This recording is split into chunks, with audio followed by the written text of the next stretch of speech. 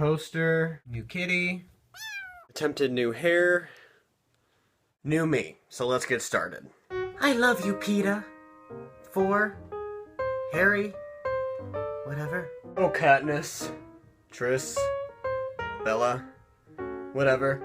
I can't believe that I, got amnesia, or turned you into a vampire, or did something that changed the complete aesthetic of our series. I know. But, can you tell me why this is only the first half of our... Isn't that just the worst? Only getting half of what you paid for. It's like only getting the frosting of an Oreo, or only having one pant leg. It's annoying. And worst of all, it only makes our favorite movie companies that have done such a great job in previous installments look greedy. We've got to have money. Yeah. The whole two-part franchise finale thing is becoming so cliche and tired that I can't help but sigh when I find out that an ending to a young adult trilogy has been split into two. So, why does this piss me off? Well, it's fairly easy to explain, but before we go on, let's burrow through some examples. The earliest example of this trope is with Harry Potter and the Deathly Hallows. Part 1 came out in 2010, and Part 2 came out in 2011. For this book, and this book only, I understand splitting the movies. The book is more than 600 pages, and it has a lot of stuff happening in it. I find it the most complex of all of the books, and it would have been a shame if the finale had lost any of its sophistication in the translation to screen. Now, the first part is a masterpiece of atmosphere. There's urgency, the slower moments between the friends, and the lingering threat that they could die at any moment. However, as we go into Part 2, the urgency and tension, in my opinion, completely drops. There's nothing to keep the viewer invested other than the movie trying to tie up loose ends. At the end, instead of having a heart-pounding finale to a superb series, we end up with 2 bloated hours that is so desperate to cram everything in that we lose what was so great about movies 1 through 7, which was the fact that not everything could be there, and how the filmmakers attempted to make up for that. The next example is with The Hunger Games: Mockingjay. Part 1 came out in 2014, and Part 2 comes out in November 2015. Now, I find this two-parter to be the inverted version of Deathly Hallows.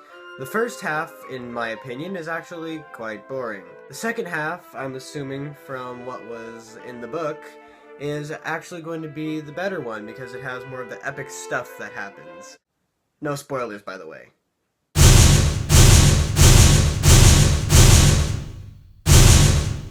Some of you might notice that there's a suspicious lack of Twilight Breaking Dawn in this video. That's because I don't watch Twilight. I never really have. I'm aware Breaking Dawn was split into 2 movies and was the second young adult franchise to do so. I read the summaries of the movies, and I actually find that, considering the summary of the books as well, the filmmakers split the book to have an equal amount of action. Although the final battle between the Volturi and the Cullens and their friends was kind of odd. So why is this a bad idea? Well, let's examine what some of the reviewers say. Deathly Hallows Part 1 holds a 78% on Rotten Tomatoes and a 7.7 on IMDb. The critics overall state, "Can't help but feel like the prelude it is, but Deathly Hallows Part 1 is a beautifully filmed, emotionally satisfying penultimate installment for the Harry Potter series." Deathly Hallows Part 2 holds a 96% on Rotten Tomatoes and an 8.3 on IMDb. Overall consensus for that movie is, thrilling, powerfully acted, and visually dazzling, Deathly Hallows Part 2 brings the Harry Potter franchise to a satisfying and suitably magical conclusion. Critics conclude that Part 2 is the superior half, while Part 1 feels a tad rushed. Breaking Dawn Part 1 holds a 24% on Rotten Tomatoes. Slow, joyless, and loaded with unintentional humorous moments, Breaking Dawn Part 1 may satisfy the Twilight faithful, but it's strictly for fans of the franchise. So, in a way, this movie, along with the Mortal Instruments movie, are the mommy dearests of the young adult genre. No wire hangers ever! Anyway, Breaking Dawn Part 2 holds a 48% on Rotten Tomatoes. It's the most entertaining of the Twilight, but that's not enough to make Breaking Dawn Part 2 worth watching for filmgoers who don't already count themselves among the franchise converts. This is the second highest rated Twilight movie on the site, by the way. Finally, we have Mockingjay Part 1. Mockingjay Part 1 holds a 65% on Rotten Tomatoes, notably the lowest rated of the Hunger Games series on that site. The other two held an 82 and an 89 respectively.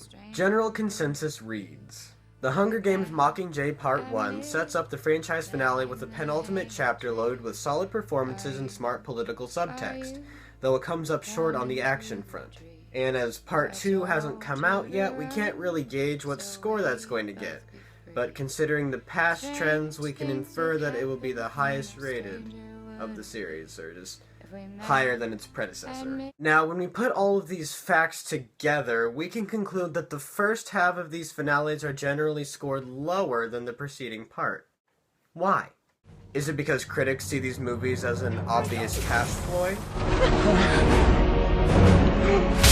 But why are the second halves scored higher? Is it because they come to a satisfying conclusion that we've been waiting 3, 4, or even 7 movies to get to? In some respects, I do understand Deathly Hallows getting split into 2 movies. Look at it, it's ginormous. But if we compare it to Sorcerer's Stone's like a third or a fourth of what that one is. Then we get to Mockingjay, which is roughly the same size as the first book in the series. I personally don't find it very clever to jam everything into a movie that a filmmaker possibly can. Books and movies are two completely different mediums, and therefore they can't be the same, and they're not for the same audience. However, drawing something out for the diehard fans isn't going to work for a mainstream audience. I guess what makes me so mad or passionate about this topic is that a movie series loses its integrity going into its final installment because the series wants to be fan pandering when previously it was fine with leaving stuff out of previous installments. But you know, thank God we never have to deal with that again.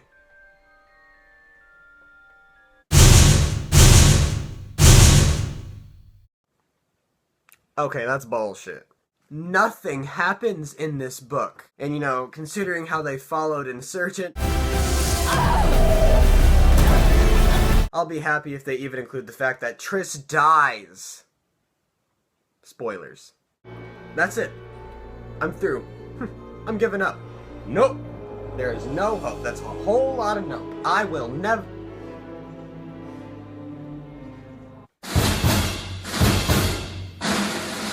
Hallelujah!